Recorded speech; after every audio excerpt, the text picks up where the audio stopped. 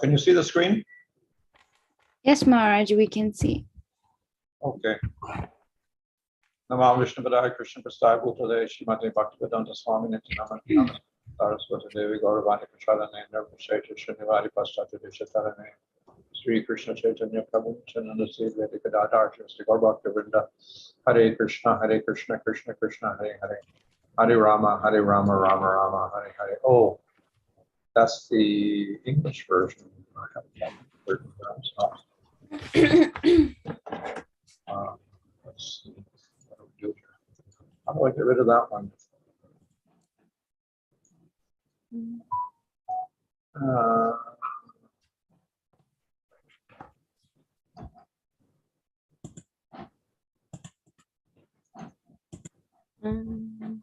do I get rid of that one? Even You can see only lines, Maharaj. Yeah, anyway, something happened again. if the cursor is on the other window, it will still be there, the black. Maybe if Your Holiness clicks the original English one, it's still gray. I don't know, I'm all confused now because everything disappeared. Okay. Can we get the blank screen back with nothing on it?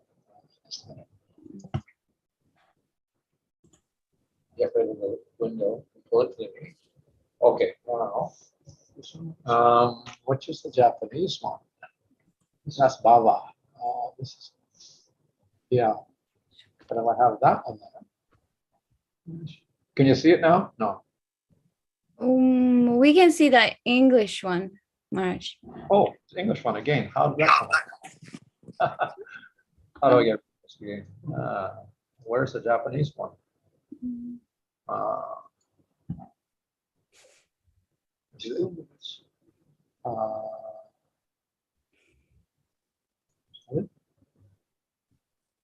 Yes, Maharaj, we can see the Japanese one now. That one? Yes. Okay. Hare Krishna. Okay. Okay, so Namo Vishnu Padaya Krishna Prasthaya Srimati Bhaktivedanta Swami Nityananda Namaste Saraswati Devi Gauravani Prasthaya Nirvasheta Shrinivari Pasthata Dishatarane Sri Krishna Chaitanya Prabhu Nityananda Sri Vedika Dadar Sri Gaur Bhaktivedanta Hare Krishna Krishna Hare Hare Hare Rama Rama Hare Hare. So we talked about the different stages. We ended with Ruchi the other day. And right after that is Asakti, which means literally attachment. はい。で、前回は、そのルチまでの、段階について話したんですけれども、そのルチの後がアシャクティ、そのままアタッチメント、愛着という意味です。Ruchi simply means taste. ルチは、ただ味わいを意味します。So, what is the difference? One difference is that with Ruchi, the taste is for chanting and worship, and less prominence of Krishna. The method, in other words, becomes attractive to us. はい。で、その、ルチとアシャクティの大きな違いっていうのは、ルチではそのバジャン、その、崇拝、そして唱えることなので、いわゆるそのプロセスが味わいの対象です。And in Asakti, Krishna becomes the object of attraction. アシャクティではクリシュナご自身がこの味わいの対象です。So of course there is attraction to bhajan and chanting, etc., but Krishna is the object in Asakti. もちろんアシャクティでもそのバジャナ、そのチャンティングだったり、崇拝に対する味わいっていうのもあるんですけれども、メインのその味わいの対象がクリシュナです。So because we're attracted to Krishna, then we will chant and do our worship nicely. で、クリシュナに、愛着、クリシュナに魅了されているからこそ、丁寧にチャンティングを行ったり、崇拝を行います。So in this state of Asakti, it is very, let's say, it's easy to perform. What happened? アシャクティの段階では、そのプロセスを行うのがとてもたやすい、献身者にとってたやすいです。Can you still see the thing? Yes, we can see. Okay. It's okay. Just leave it as that. Okay, so and one can do the activities of hearing and chanting, etc., with no sense of tiredness at all. In Ashakti or just in Ruchi also? More in Asakti. OK。で、ルチもそうなんですけど、アシャクティではよりそのチャンティングだったり、そのプロセスに全く疲れを感じず、ずっと行うことができる。And in fact, one becomes very enthusiastic and doesn't become tired at all. どちらかというと、もうとても熱心に行えるので、全く疲れを感じない。So it is a very, very favorable state. なので、とても好ましい、状況です。Yeah. Okay. So we can say this is a state of spontaneity. で、これはもう自発性の段階と言えます。Of course, Ruchi was also rather spontaneous, but here the spontaneity is actually serving Krishna. ルチでもその自発性っていうのはあるんですけれども、このアシャクティではそのクリシナに自発的に集中できる。So in this stage, then what happens is that one almost is able to see Krishna. で、この段階で何が起こるかというと、もうすぐ、あとほんの少しでクリシナが見える、そういう状態です。So it is a very, very positive state. It's like a reflection of Krishna that one is able to see at this time. とてもポジティブな段階で、もうそのクリシナの、反映が見える、そういう状態です。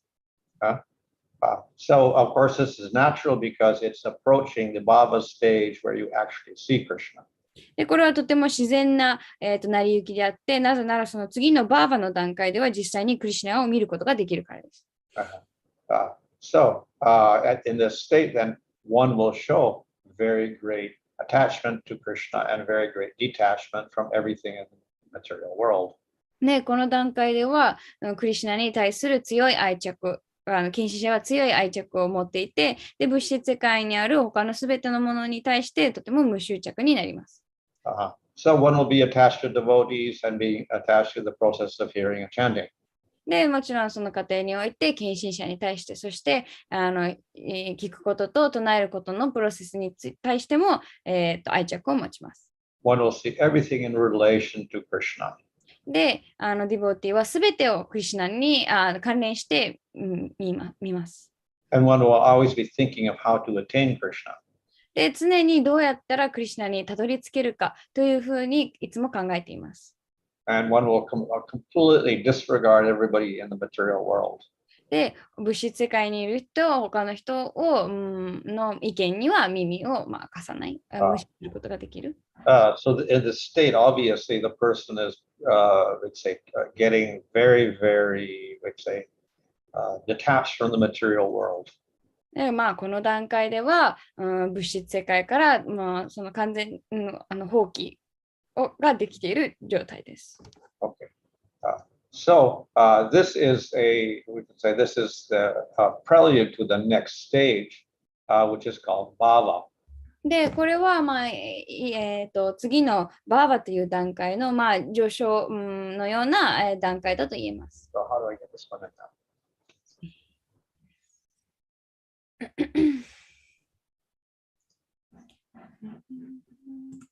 Oh, this is going to be the Japanese or the okay, yeah, it's the Japanese one. Okay. Can you see bhava there? Yes, Maharaj, we can see. Okay. So bhava is a very important stage. In fact, it's one of the three types of bhakti. We have sadhana bhakti, bhav bhakti, and prem bhakti. で、バーバ、次の第7番目の段階というのはとても重要な段階であって、実はバクティ3種類あるんですけれども、サダナバクティ、バーババクティ、プレババクティって言って、一つがバーバと言われます。So everything after Shraddha, all the way up to Asakti is sadhana. で、シュラッダーからアシャクティまでの段階はすべてサダナに含まれます。And the goal of sadhana is to manifest bhava. で、サダナの目的、ゴールっていうのは、バー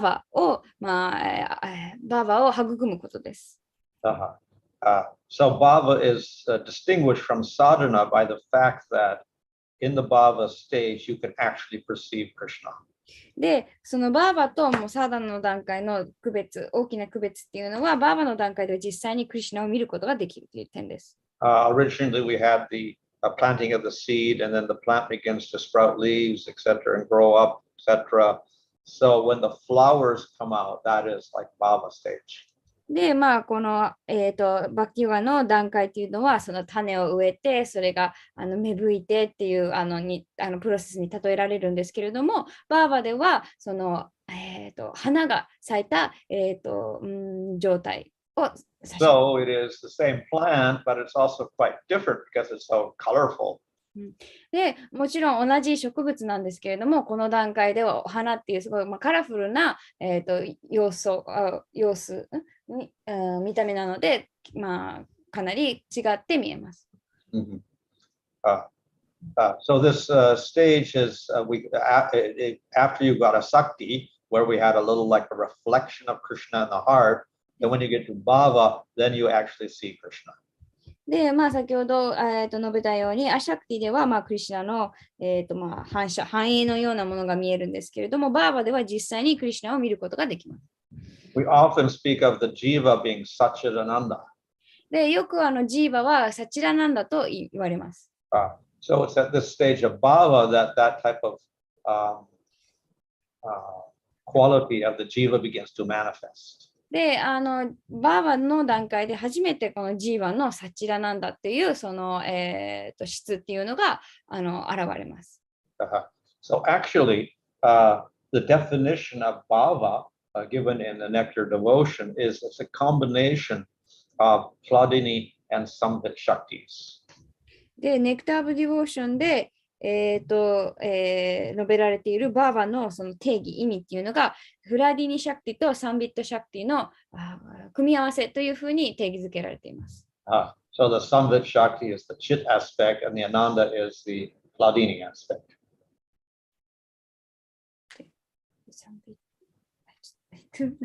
サンビットが、Knowledge, Chit aspect. で、フラディニが、アナンダ、至福の、要素です。Thank you. So in this way, it is a very significant stage because the Hladini and Samvit Shaktis are the internal energy of Krishna. で、これはとても、重要な、大切な状況であって、なぜなら、そのサンビットとフラディーニは、クリシュナの、内的エネルギーだからです。So at this stage, one can see Krishna and one can, obviously, the Chit aspect means knowledge. So with that Shakti, then you can see and know Krishna. And with Hladini aspect, you can experience bliss. で、このチットのその知性の要素でクリシュナを見て知ることができる。そしてこのフラディーニの要素でその至福を味わうことができる。So, we could say this is the real experience of bhakti. で、これこそが、そのバクティの真の味わいというふうに言えます。And when the bhava begins to appear, then avidya is completely destroyed. で、バーバが、ほんの少しでも現れると、アビディアが完全に破壊されます。We saw previously anartha nivritti was taking place, and gradually, as he progressed, more and more anarthas are destroyed, and the anarthas include karmas, desires, and ignorance, avidya. で、そのアナルタニブリティの段階ではそのアナルタが破壊され始めてその次の段階でどんどんこのカルマだったり欲望だったり無知によるそうアビディアは無知なんですけど、が破壊されていました。So when you get to the bhava stage, we get, let's say this is the final stage of destruction. Whatever traces of ignorance are there get removed in the bhava stage. で、まあ、バーバの段階っていうのは、無知だったり、アナルタが、破壊される、最後の段階。だから少しでも残っている、無知っていうのがバーバの段階で完全に拭いされます。So if we remove ignorance, which is the very root of our, material suffering and existence, then we're actually qualified for liberation. で、この無知っていうのが、この、根源であって、この無知っていうのを取り去ることができれば、解放の資格を得ることができます。But one of the qualities of bhava is that the devotee thinks that liberation is insignificant.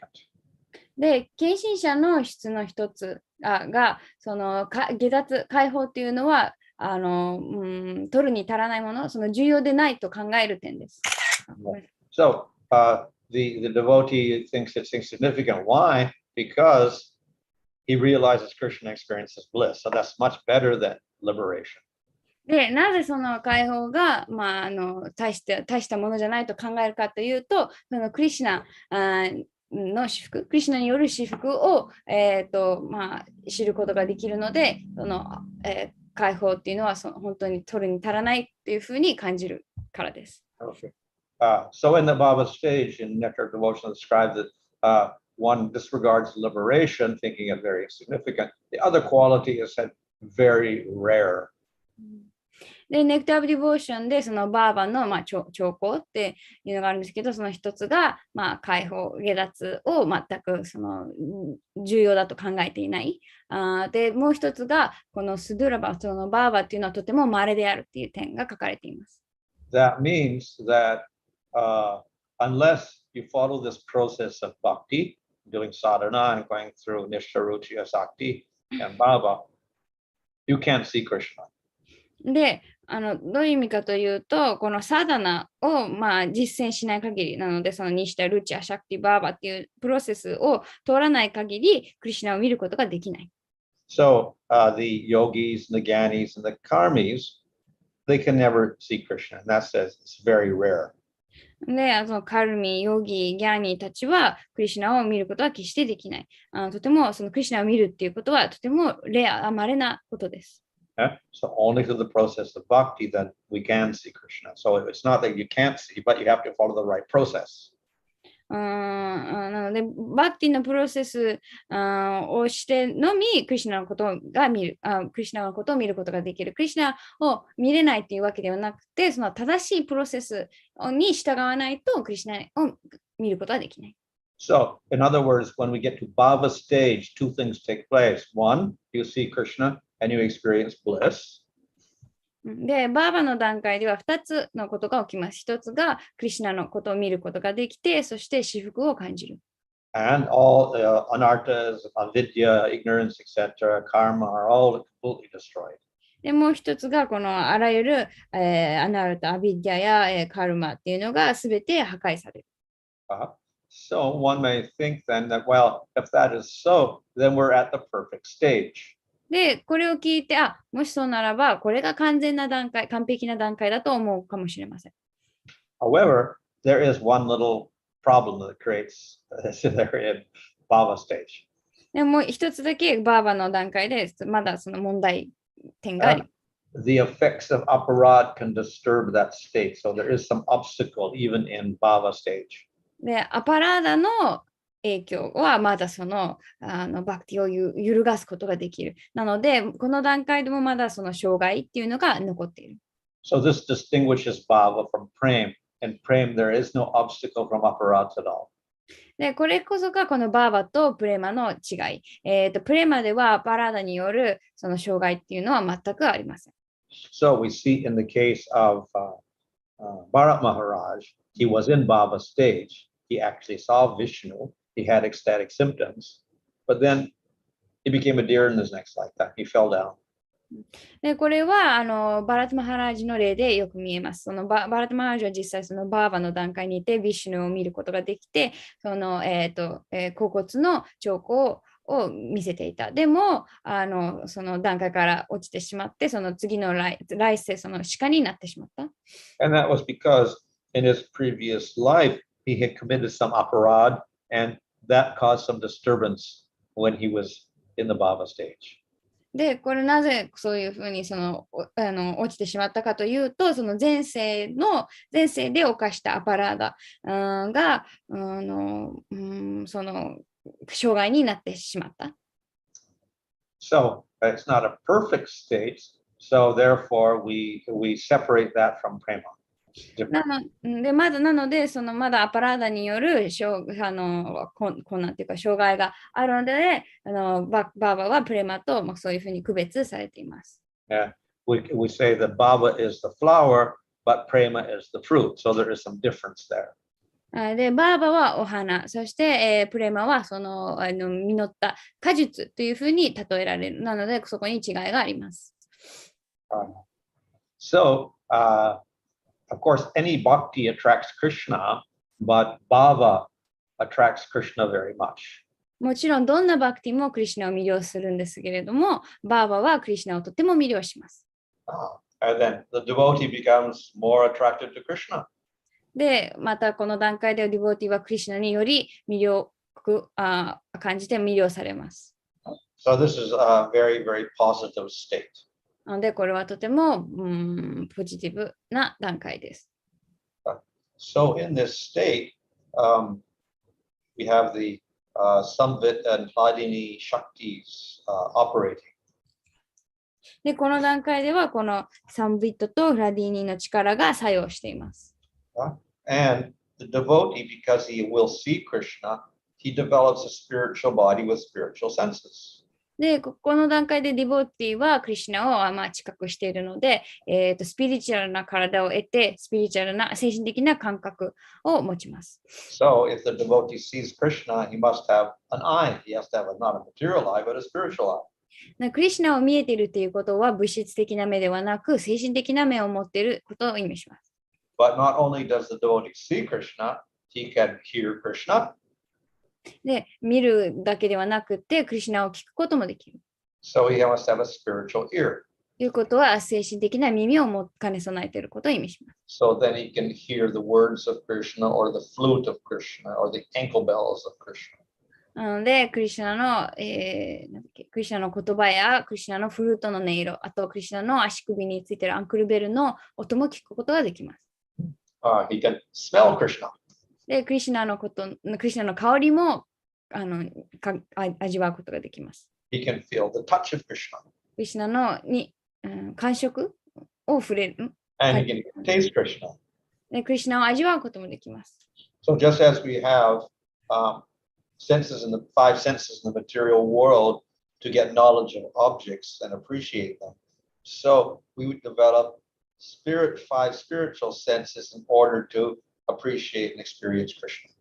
で、物質世界でもこの5つの感覚を通してその物事を知覚して感じることができると同じように、この精神的な感覚を持つことでクリシュナを知り、クリシュナを知覚することができます。So we can say that these are results of getting the Samvit Shakti by which we can know Krishna. So we need senses to know Krishna. So these all develop because of that Samvit Shakti. で、これらの5つのこの感覚器官、精神的な感覚器官っていうのは、3ビットの力の作用っていうのは、この感覚を通してクリシュナを知ることができるからです。So the Samvit Shakti and the Hladini Shakti manifest in the jiva because he cultivates sadhana bhakti. で、この3ビットとフラディーニシャクティっていうのは、そのジーバがサダナを修練しているから、そのディボーティーの中に、育まれます。If we do jnana or yoga, we don't develop any samvit and hladini shakti, nor do we develop any spiritual body with spiritual senses. で、ギャーナや、ヨガをやっても、この3ビット、フラディーニ、または他のその精神的な体を育むこともできません。And the reason is those, the Jnani and the Yogi, they don't want to see anything. They don't want to smell anything. で、その理由は、ギャーニーもヨギも別に何も見たくないし、何も聞きたいとも思わないからです。So, therefore, they don't develop any spiritual body. それが理由で、精神的な体を達成することはありません。These Hladini and Sattvic Shaktis are not useful for them. というのは、彼らにとってこのサンビットもフラディーニシャクティも使い物にならないから。So they get liberation, they're Atma, but they don't have the Sandini and Hladini Shakti, Sampit and Hladini Shakti. なので、解放を得ても、そのアトマとして存在しても、このサンビットもサンビットシャクティもフラディーニシャクティも持っています。持ち合わせています。Okay, so in other words, by practicing sadhana, you go through different stages and we get ruchi and asakti, and then finally the Sampit Hladini Shaktis manifest and we develop a spiritual body. で、このサーダナを通して、なので、このニシタ、ルチア、シャクティを通して、この、最終的に、バーバの段階で、このハラディニとサンビットエネルギーが、育まれることで、最終的にスピリチュアルな体を手に入れます。So that body is purely spiritual, not material. で、その体っていうのは完全に精神的であり、全く物質的なものではありません。So, if not only with Krishna, if you worship Vishnu and do Vaidhi sadhana, then you can go to Vishnu Loka Vaikuntha and you develop a spiritual body there. で、クリシュナだけでもなくて、ビシュヌにお崇拝して、そういうサダナをバイディバクティを通して、やがて、ビシュヌローカバイクンタでこの精神的な体を、育むことができます。And of course, the devotees of Krishna then will develop a body suitable to their particular rasa. で、クリシュナの献身者においては、彼らに適したラサ、彼らのラサに適した、スピリチュアルな体を手に入れます。So if you worship Krishna as a friend, then you will develop a cowherd white body. クリシュナを友達として崇拝その関係を育むディボティは、牛飼いの少年の体を手に入れます。And if you worship Krishna and Madhurya rasa, then you develop a gopi body. で、クリシュナをマドリアラサで崇拝する献身者はゴーピーの体を手に入れます。So not only you develop a spiritual body, but a particular spiritual body according to the particular rasa. なので、ただスピリチュアルな体を手に入れるだけではなくて、その特定のラサに適した体を手にするわけです。Okay, so at this stage, then we saw even in a Sakti stage, one is very disinterested in the material world. So in Bhava's stage, because one has an experience of Krishna, material body is almost lifeless.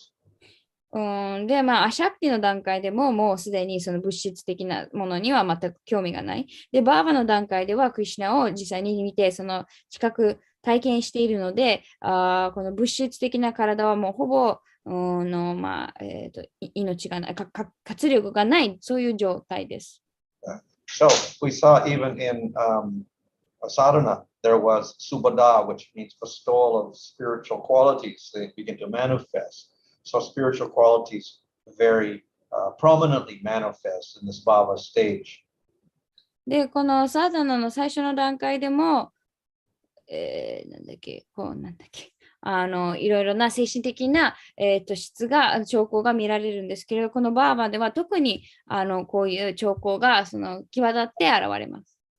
And one becomes very possessive of Krishna. で、その兆候の一つがクリシュナに対してすごく所有感を持つようになる。So possessiveness is a sign of the bhava prema. で、この所有感、クリシュナに対する所有感はバーバや、プレマの兆候です。So there is some possessiveness in bhava stage, and it becomes very possessive in prema. で、バーバでこの所有感っていうのが少し現れて、プレーマでは特にもうすごく強い所有感に成長します。So because of this great absorption in Krishna and material body is almost lifeless, the devotee will appear insane. で、もうクリシュナ、この段階、最後の段階ではもうクリシュナにとっても没頭している。そしてまた、物質的な体はもうほぼ活力がないので、一般の目からしたらとても狂人のように、狂気じみて見えます。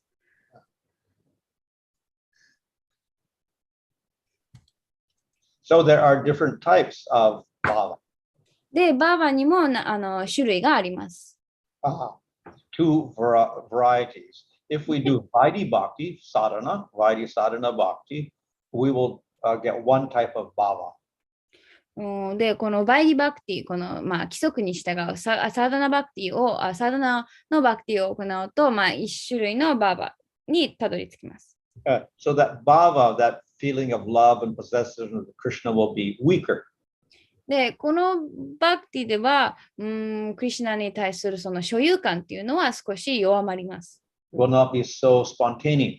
で、また自発性もかけます。And the reason is that one will realize the Lord as the Supreme Lord. で、その理由としては、主を思考主として見ているから。So one will have great reverence and respect for the Lord. なので、その主に対して、畏敬の念で、見ている。So this will weaken the bhava. なので、バーバを少しちょっと弱めてしまいます。Okay. So the other type is through Raganuga Bhakti. で、もう一種類がラガヌガバクティを通してのバーバです。So here the bhava is very, very strong and spontaneous. で、ここではこのバーバっていうのはとても強くて自発性があります。The feelings are very intense. で、その感情もとても強烈です。And the reason is that one doesn't see the Lord as the Lord. Well, if you see Krishna, you take him as a friend or whatever. なぜかというと、主を思考主としてではなくて、友人だったり、恋人として見ているからです。So in other words, the reverence is not there. なので、この畏敬の念っていうのが、ここではありません。So of course, the Raganuga Bhakti is only for Krishna. もちろん、このラーガヌガバクティっていうのは、クリシュナのみに対するバクティです。If we worship Ramchandra or Nrsimhadev or Vishnu, then we can't do Raganuga Bhakti. We have to do Vaidhi Bhakti. ヴィシュヌやラムチャンドラやナラシンハに対しては、ラガヌガバクティではなくて、バイディバクティを行わなくてはいけません。So that indicates that the bhava and prema attained by that Vaidhi Bhakti, sadhana bhakti, will be somewhat weaker. And if we do the Raganuga for Krishna, it will be stronger. で、これを通して、この、バイディバクティを通しての、バーバとプレマっていうのは、クリシュナに対するラガヌガバクティによるものより少し、弱いものだっていうのが分かります。So we do Vaidhi sadhana bhakti, then from that we get bhava, but it's got the influence of that Vaidhi in it. And then we go to prema, and still the influence of Vaidhi is there. So we'll recognize Supreme Lord in all of these cases, in sadhana, bhava, and prema. で、このバイディバクティを、バイディサダナを行っていると、やがてそのバイディバーバ。で、これはまだそのバイディの影響がある。で、その次がプレマ。そこでもずっとそのサダナ、バーバ、プレマにおいてずっとこのバイディの影響があります。Now, if we do Raganuga sadhana, then we get to the bhava stage, is influenced by that raga. So we don't see Krishna as Supreme Lord, and that becomes prema. Again, we don't see Krishna as Supreme Lord. So it's much more intense. で、このバイディのサードナバーバプレマを通してずっとクリシュナを、主を思考主として見ている。でもこのラーガヌガサードナを行って、やがてラーガヌガのバーバに達すると、クリシュナを思考主としてではなくて友達としてとか恋人として見ている。で、このプレマでもそういうふうに、思考主としてではなくてそういう他の関係でクリシュナを見ます。So we do Raganuga Bhakti, but it can't be for Vishnu or Nrsimha or anybody. It's only for Krishna. ラガヌガバクティはナルシンマやヴィシュヌやラマチャンダではなくて、クリシュナのみにしか当てはまりません。But it's also special Krishna in Vrindavan. で、ただのどんなクリシュナだではなくて、ブリンダーバンにいるクリシュナのみです。If it is Krishna and Dwarka, then it's not Raganuga. ドワラカのクリシュナだとが対象だとラガヌガではありません。The definition of Raganuga is to follow the inhabitants of Vrindavan and develop their type of bhakti, not the bhakti of the people of Dwarka. でラガヌガという言葉の定義っていうのが、このブリンダーバンの住民たちの足跡に従うこと。だからドワラカとか、そういうブリンダーバンの外の住民に従うのは当てはまりません。Okay, so we have development of bhava, it could be Raganuga, it could be Vaidhi. Then there are these different tastes. We get Shanta. で、バイディであっても、ラガヌガでもあっても、そのバーバを達成すると、いろいろな味わいがあります。で、その一つがシャンタです。Of course, the people doing Raganuga generally are not going to cultivate any Shanta rasa. もちろん、一般的にラガヌガを行っているディボティは、シャンタを目指したりはしません。They may cultivate some dasya. ダッシャを育むことはあるかもしれません。Of course, dasya is the only choice for Vaidhi Bhakti. もちろん、バイディバクティにおいて、ダッシャしか、オプションはありません。But in Raganuga Bhakti, you could have dasya for Krishna and Vrindavan. でも、ラガヌガバクティでは、そのブリンダーバンでのクリシュナに対するダッシャを持つことができます。So Krishna has some servants in Vrindavan, little boys who act as servants, so they're in dasya rasa. で、ブリンダーバンでクリシュナは、そのしもべのようなその少年たちがいて、そういうディボティとはダッシャの関係です。So this is compared to the taste of grape juice. で、このダッシャの味わいっていうのは、グレープジュース、ブドウジュースの味に例えられます。Then some people may cultivate a relationship in, sadhana stage as friendship, sakya. So then they get bhava and sakya. They realize themselves as a cowherd boy with Krishna. で、中にはサダナの段階で、その、サッキャの関係を育み、バーバでは、その、クリシュナの、友達として、自分を、見ている。なので、その、サッキャの関係を育みます。So the taste there is a little more intense, so it's compared to sugarcane juice. で、ここでの味わいは、さっきのダッシャよりもちょっと強いので、サトウキビのジュースに例えられます。So some people aspire for Vatsalya rasa. で、中にはバッツァリアのラサを目指す人がいます。That means they act as a parent to Krishna, like Nanda and Yasoda. っていうのは、ナンダやヤショダのように、そのクリシュナの、親心を育みます。That's even more intense than Sakya rasa. It's like jackfruit juice. You know what jackfruit is? I've never tried, but I've seen. で、このなんだっけ、バッツァリアは、他の2つよりもまた強いので、これはジャックフルーツのジュースに例えられる。And then finally we come to Madhurya rasa. It's like mango juice. で、最後のマドゥリアラサはマンゴージュースのように甘いです。Very, very sweet. とっても甘いです。So according to what you cultivate in sadhana bhakti and raganuga, then you will end up with these different things like dasya, sakya, vatsalya, or madhurya. で、ラガヌガにおけるその、サダナで自分が育んだものに応じて、この、いろんな味わいっていうのが、定まります。Of course, if you were to cultivate a relationship, not in Raganuga, but in Vaidhi Bhakti with Krishna and Dwarka, you could also develop friendship, dasya, parenthood, or Madhurya, like the queens in Dwarka, etc. で、バイディサダナで、ドワラカのクリシュナに対して関係を育めば、このダッシャやサキャやバツァリアや、ドワラカの妃たちのように、そのマドゥリアを育むこともできます。And so the form is Krishna, but there is also a recognition of Krishna as Supreme Lord.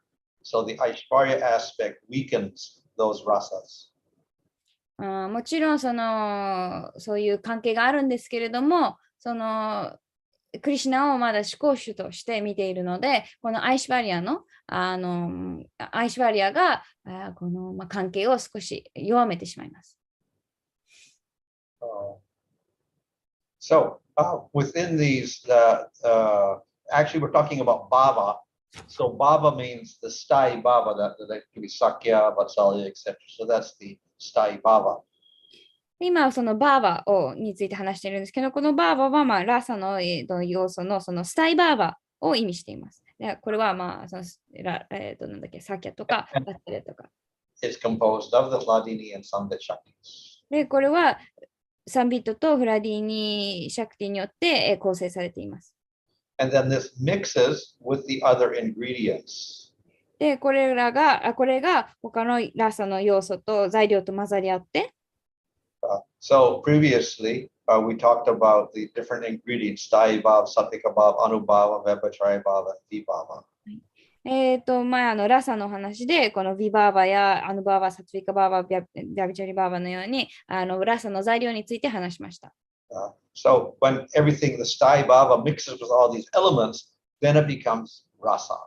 で、このスタイバーバーが他の4つの、ものと、要素と組み合わさってラサを作り出します。So the Sthai Bhava is very wonderful, but when it mixes with the other elements, the rasa is even more tasty. で、この、スタイバーバー自体もとても素晴らしいんですけれども、この他の要素と混ざり合うことで、より味わいが、甘さが増します。So we have the Sakya Sthai Bhava, and then we have Sakya Rasa. Difference is that the Sthai Bhava of Sakya mixes with the other elements like Vibhava and Satvika Bhavas, etc., and then it becomes Sakya Rasa. 例えば、サッキャスタイバーバとサッキャラサの違いっていうのは、この、サッキャのスタイバーバが他のこのビバーバだとか、ビャビチャリバーバと混ざり合って、その混ざり合った結果が、なんだっけ、サッキャラサです。So we discussed this previously. The Vibhava was Krishna and the devotee. で、ビバーバは、この参加者、このクリシュナとディボーティーを指しています。But the Vibhava will be a little bit different for the different rasas. でもこのビバーバはそのラサによって少し異なります。So for Sakya or Madhurya, definitely the object of love is Krishna. もちろん、サッキャでもマドゥリアでもこの愛の対象はクリシュナです。But the person who's the friend will see Krishna differently. でも、クリシュナを友として見ている人は、愛人として見ている人とは異なった見方をします。And one who's in Madhurya Rasa, a gopi will see Krishna, but he's different. マドゥリアラサので、ゴピはクリシュナをまた友としてはまた全然違った見方でクリシュナを見ます。So therefore, for each rasa, the vibhava will be different. The devotee will be different. It'll be a friend or a gopi or an elder or whatever, and then Krishna will be slightly different for each of them. なので、ラサによってこのビバーはもちろんそのディボーティの関係、その恋人だったり、友だったり。で、クリシュナ自身もその見方が変わるので、クリシュナも少し変わってきます。So for each particular Sthai Bhava, then the Anubhavas, there's some common things, but then there also be some unique things for each Sthai Bhava. で、スタイバーバー、すべてのスタイバーバーに通ずるアヌバーバーももちろんあるんですけれども、特定のスタイバーバーによって特定のアヌバーバーというのもあります。So for Sakya Rasa, some of the actions or Anubhavas are things like herding the cows with Krishna, or playing with Krishna, or joking with Krishna. で、例えば、その友情のそのサキャのスタイバーバーにおいては、例えば、アヌバーバーは、牛を一緒に飼ったり、遊んだり、冗談を言い合ったりっていうのが含まれます。And the Anubhavas for Vatsalya Rasa will be bathing Krishna and cooking for Krishna, feeding Krishna. で、バッチャリアラサ、その親の関係においてのアヌバーバっていうのは、クリシュナお風呂に入れたりとか、クリシュナのためにご飯を作ったり、食べさせたりっていうのが含まれます。The Satvika Bhavas and Vyabhacharya Bhavas, the emotions will be somewhat similar in the different rasas. で、このサトヴィカバーバ、この感情っていうのは、まあ、異なるラサにおいて、まあ、ほぼ似ています。ほぼ同じです。So when all the 5 elements combine, then it becomes the rasa. で、これら5つの要素が混ざり合って、ラサになります。But in Bhava stage, the rasa is not fully developed. でも、このバーバの段階では、まだラサが完全に発達していない。One can see Krishna sometimes, but not always. 時々クリシュナを見ることができる。でも、いつも見ることはできない。And consequently, the Sattvika Bhavas are less intense. The Vyabhachari Bhavas are less intense. で、結果として、このサトヴィカバーバも、ビャビチャリバーバも、ちょっと弱い、まだ弱い状態です。Okay, so in Bhava stage, then the Sthai Bhava manifests, and then the other things also begin to manifest, but it's not complete rasa. That's only manifested in prema. なので、このバーバの段階では、もちろんこのスタイバーバっていうのが現れるんですけれども、まだラサは完全じゃない。このラサが完全に現れるのは、このプレマの段階です。Okay. Okay.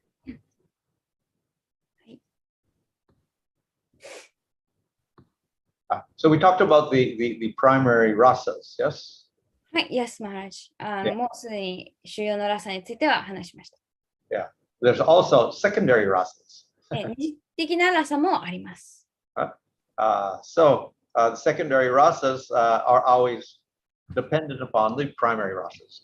で、この二次的なラサっていうのは、必ず一次的な主要なラサに依存しています。So like the different ingredients of rasa, the secondary rasas will also mix with the primary rasas, and then we get all sorts of different tastes. で、このラサの材料が混ざり合うと同じように、この二次的なラサもこの主要なラサと混ざり合って、いろんな、多種多様な味わいを作り出します。Okay. So all forms of the Lord are rasa. すべての主の姿はラサです。So any perception of Krishna will give rise to rasa ultimately. どんな主の姿も最終的にラサを、育みます。So any form of the Lord will evoke some sort of rasa. だから、主のどんな姿でも何らかのラサを目覚めさせます。But Krishna is rasa personified. He is rasamrita murti. He is the highest concentration of rasa.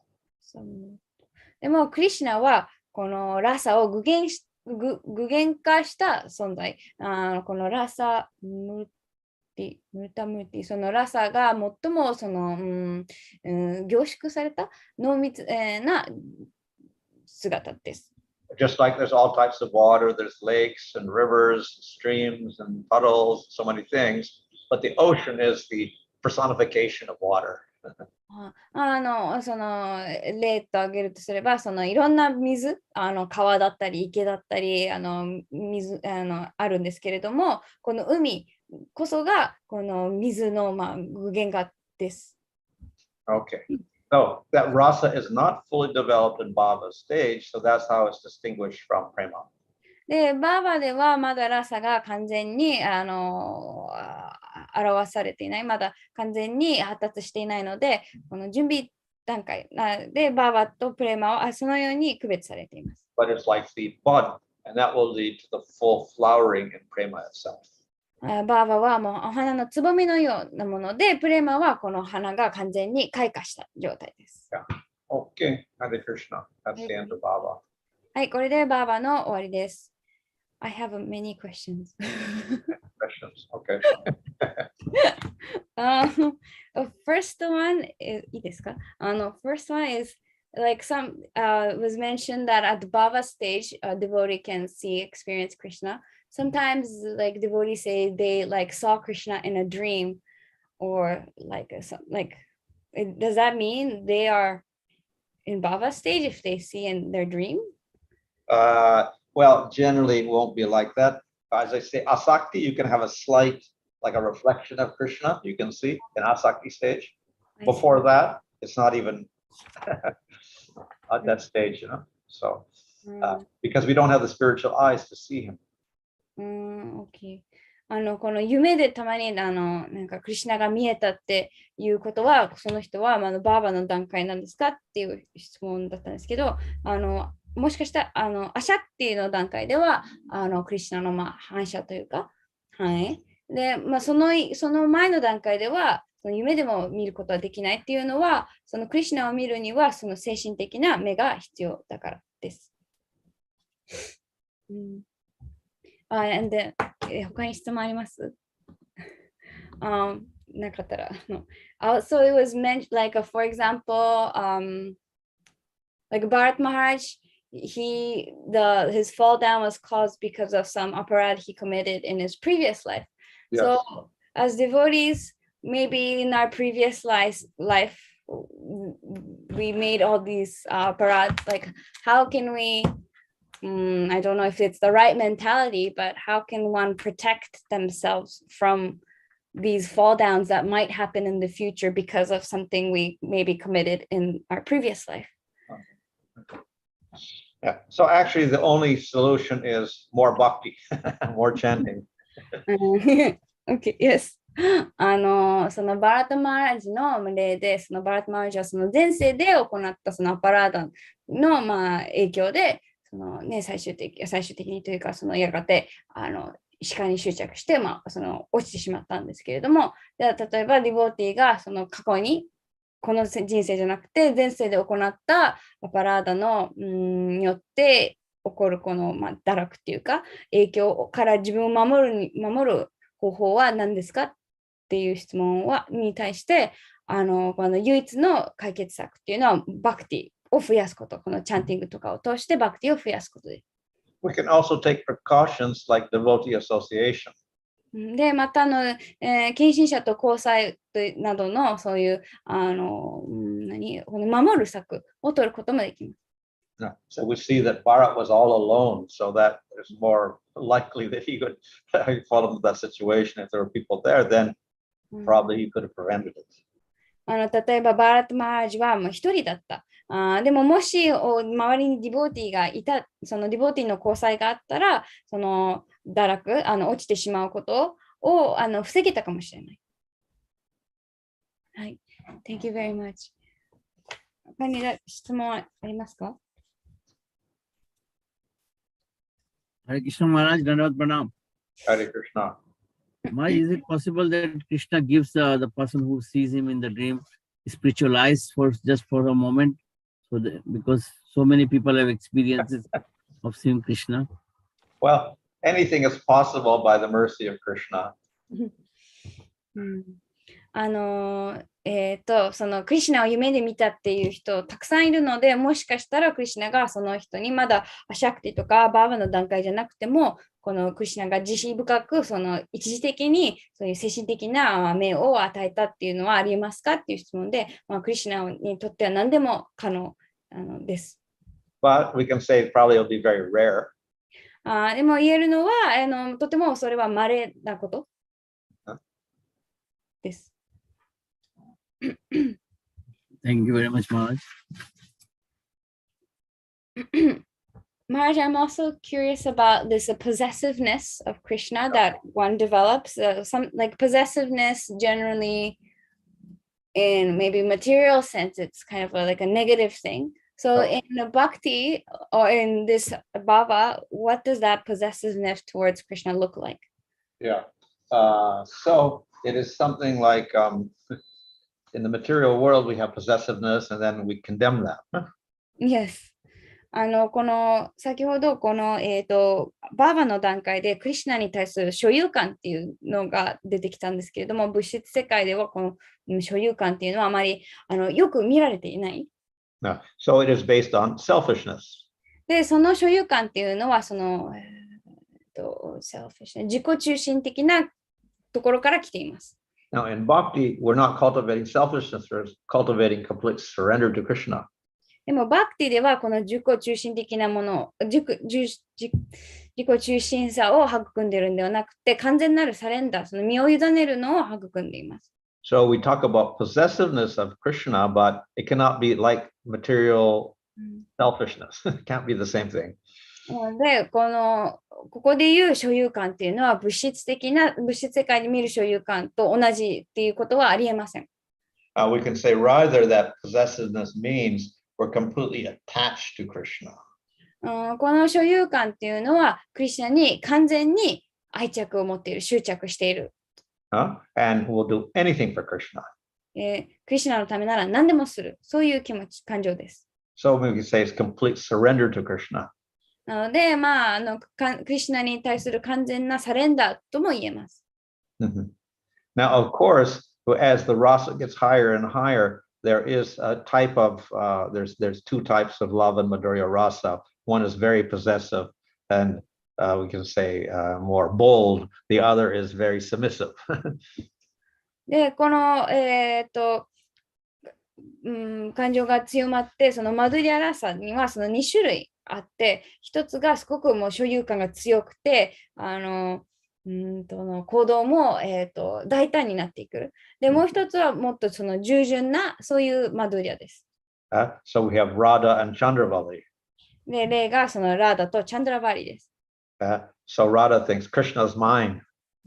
ラーダはクリシュナは自分のものだと、自分の存在だと感じます。And Chandravali says, I am Krishna's. で、チャンドラバーリは私はクリシュナのっていうふうに考えます。And similarly, we have the same with Satyabhama and Rukmini in Dwarka. で、この似たようなのが、ドワラカでサティアバーマとルクミニの間でも見られます。So that possessor looks kind of selfish, but actually it's part of the rasa. で、クリシュナは私のっていう所有感は、一見自己中心的に見えるかもしれないんですけれども、ラサの一部です。Thank you very much. Maharaj, in the secondary rasa, the word disgust is written there. How we disgust? Oh, where is that disgust? So, it may manifest as disgust with things not related to Krishna. この二次的なラサでこのディスカスなんだけど、嫌悪感っていうのがあったんですけど、嫌悪感っていうのはどういう意味っていう質問なんですけど、この嫌悪感っていうのはクリシュナと関連のないものに対する嫌悪感です。So, for instance, Rukmini will make a statement, oh, what is the use of all of these kings and whatever? They're all useless bags of flesh and bones. Disgust. ルクミンは例えば、こんなね、たくさんの王様たちに何の用があるのか、何の意味があるのかも、ただのその肉と血の、袋のようなものであると、そういうふうに嫌悪感を示していました。So we often see in the poetry of devotees, they're disgusted with material existence, how awful material life is. で、偉大な献身者たちの詩、バジャンとかでも、このどれほどその物質世界に嫌悪感を抱いているのか、どれほどこの惨めな世界なのかというふうに、書いています。Thank you very much, Maharaj.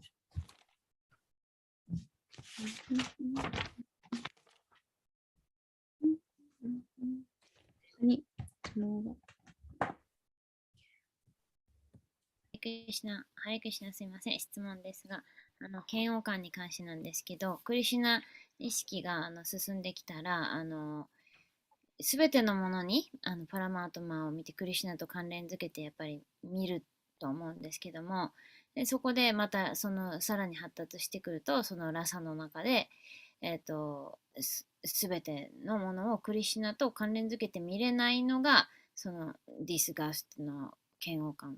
なんか矛盾しているような感じもあるんですけど。So again, related to this discuss, like as one progresses in bhakti, they see everything in connection with Krishna and they see the Paramatma and everything. Here also mentioned that one feels disgust towards anything that is not related to Krishna. So it feels like there's some contradiction. So this disgust is like a secondary rasa. So it means it's very momentarily manifested. で、この嫌悪感っていうのは二次的なラサっていうのはとてもその一瞬しか現れないそういうものです。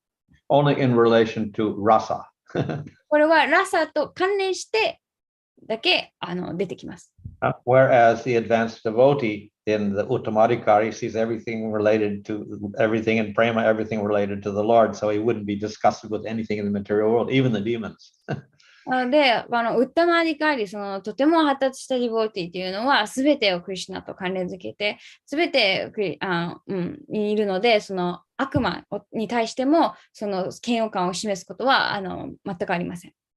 So that's it. We could say just a general attitude towards existence and living entities. Whereas in rasa, when we were in pastimes, then you may have these expressions of disgust temporarily. なので、これは常にこういうウッタマーディカリは常にそういう態度っていうか、そういうものの見方をしている。すべてをクリスチャンと関連している、そういう見方を持っている。でも、このラサで、遊戯の一環として、何らかの対象に、例えば悪魔に対して、そういう嫌悪感を示すことがあります。Just like fear, etc., in the material world says a material emotion. So they have fear in the spiritual world also. 例えば、恐れ、物質世界での恐れっていうのは物質的なものなんですけれども、精神世界でもこの恐れっていうのは存在します。And they may have fear of a demon. 例えば、悪魔に対する恐れ。But more than fear, because they have no fear because they're not the body, but they have fear that, Krishna is in danger. で、もちろん精神的な体を持っているので、この体に何か起きるっていう、そういう恐れではなくて、クリシュナに何か起きてしまうんじゃないかっていう、そういう恐れです。Of course, also Krishna is never in danger because he can kill any demon just by his will. もちろんクリシュナも危険にさらされることは決してないというのは、クリシュナは自分のご意志でどんな悪魔でもやっつけることができるから。But those feelings of fear manifest as part of their rasa.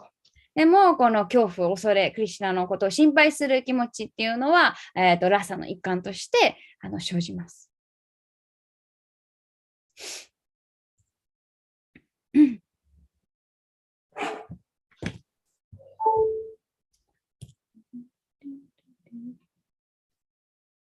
Okay, is that it? 他に質問はありますか？大丈夫ですか？大丈夫です。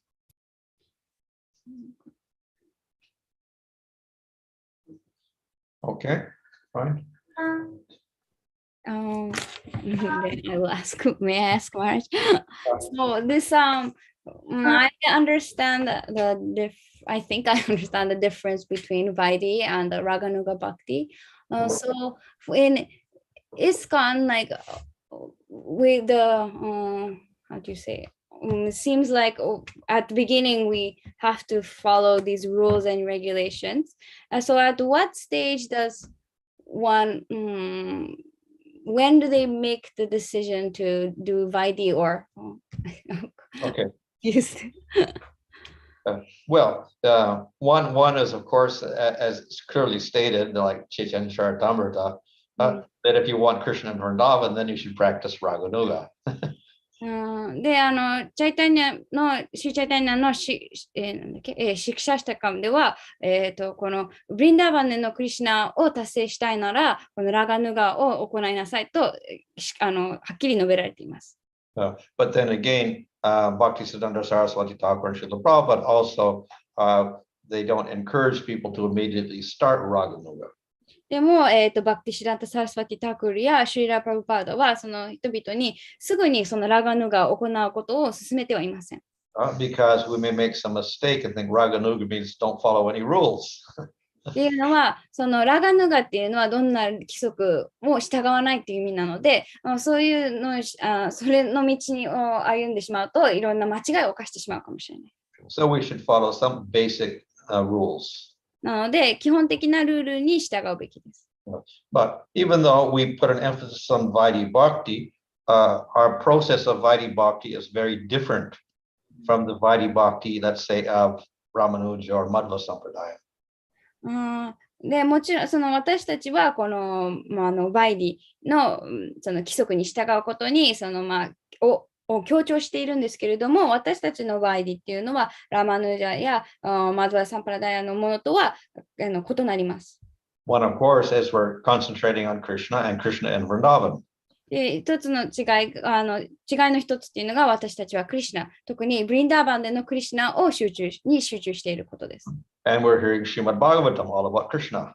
で、また、クリシュナについていろいろ書かれているシリマード・バーガートンを聞いています。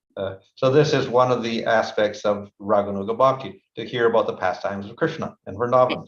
で、ブリンダーバンでのクリシュナの遊戯を聞くっていうのは、ラガヌガ・バクティの要素の一つです。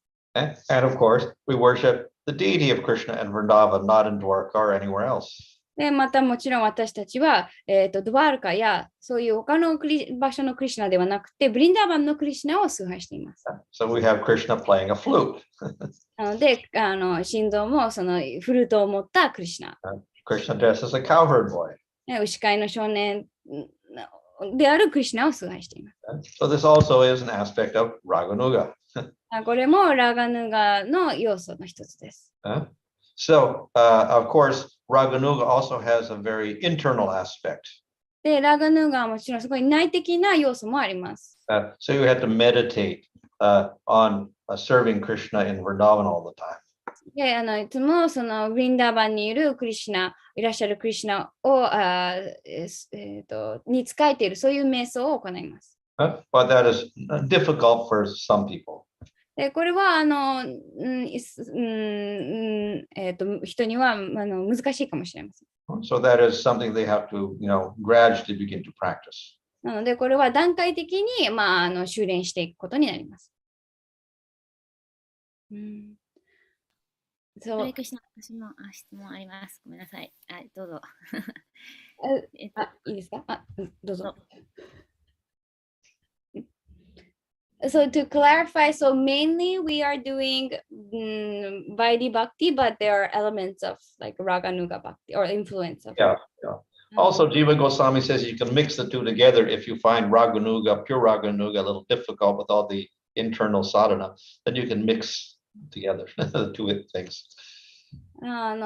確認だったんですけれども、じゃあ私たちは、メインはバイディだけれども、ラガヌガの要素が入っている。で、ジーバゴスワミも実際、もしそのピュアな、ラガヌガ、その内的な瞑想というのが難しいんであれば、そのバイディを、その組み合わせた、そういうバクティをすることもできるとおっしゃっています。That was very, thank you so much. Very cleared my confusion. Thank you very much. はい、アナンドさんどうぞ。Also, one point is that the Vallabhas, they worship baby Krishna. Their whole sampradaya is Raganuga. The Vallabhas? Huh? Sorry, who? Maharaj? Vallabha. Vallabha Sampradaya.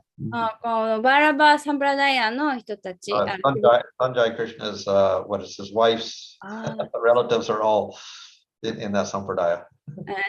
このサンプラダヤの人たちは赤ちゃんのクリシュナを崇拝している。で彼らはピュアなラガヌガバクティを実践しています。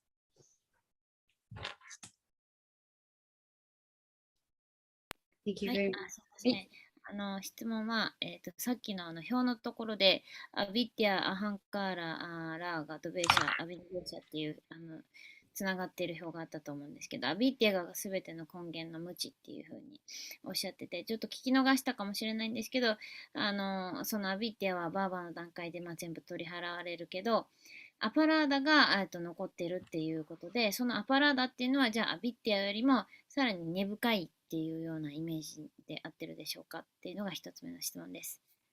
The first question is, there was like a slide where it was like a flow chart, like Avidya, Ahankara, Raga.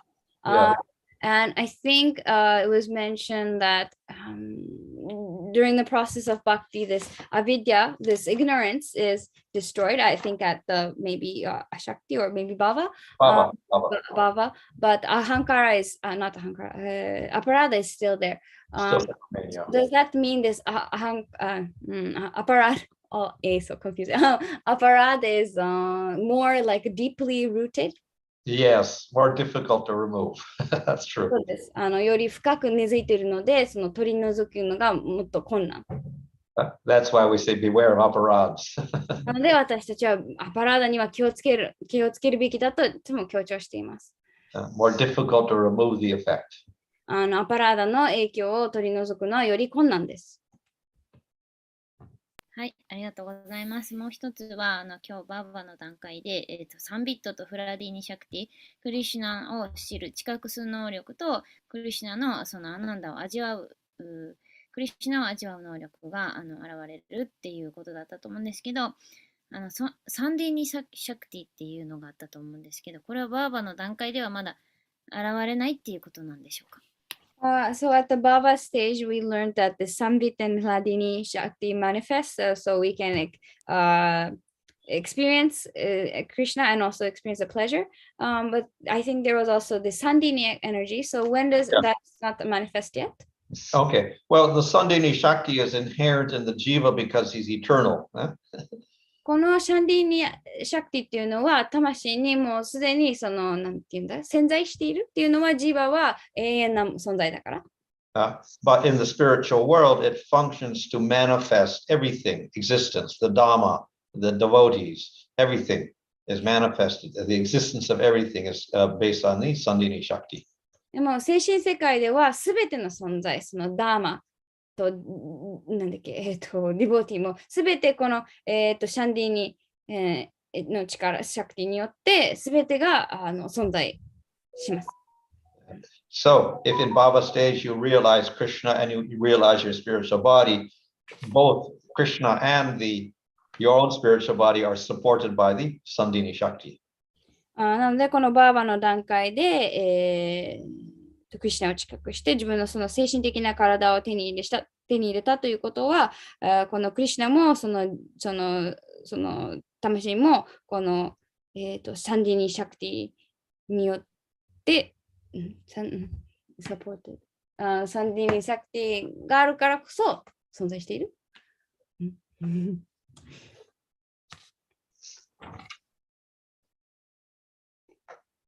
I'm sorry, I think maybe I misunderstood the last part. So the Sandini. So at the Baba, once they get the spiritual body, it means they have Sandini. Well, the body is manifested through Sandini. Okay. The forms, qualities, activities, Dhamma, everything is manifested by Sandini Shakti, the existence of everything. Okay. Sorry, thank you very much.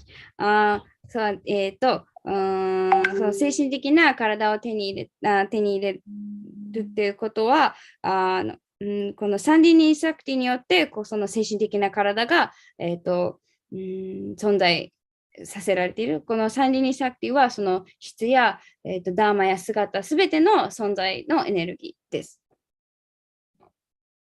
ありがとうございます。ということは、そのサンディーニ、サンビット、フラディーニの全部の力によって、その精神的な体とか、精神的な五感とか、精神的なクリシュナの体験とかができるっていう、それはバーバの段階で全部そういうのが現れてくるってことで、結論ですか。So this means that at the Baba stage, the three energy. So with Sandini Shakti, the spiritual body, and Sambit, and we have the the senses to experience and perceive, and then the Hladini to experience that pleasure of Krishna. Yeah. Hi. Yes.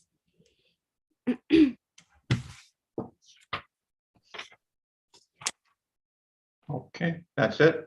Yes, Maharaj. Thank you very much, Maharaj. Hare Krishna. His Holiness Bhanu Swami Maharaj ki. Yeah. はい、ありがとうござい Thank ま you す。 very much, Maharaj.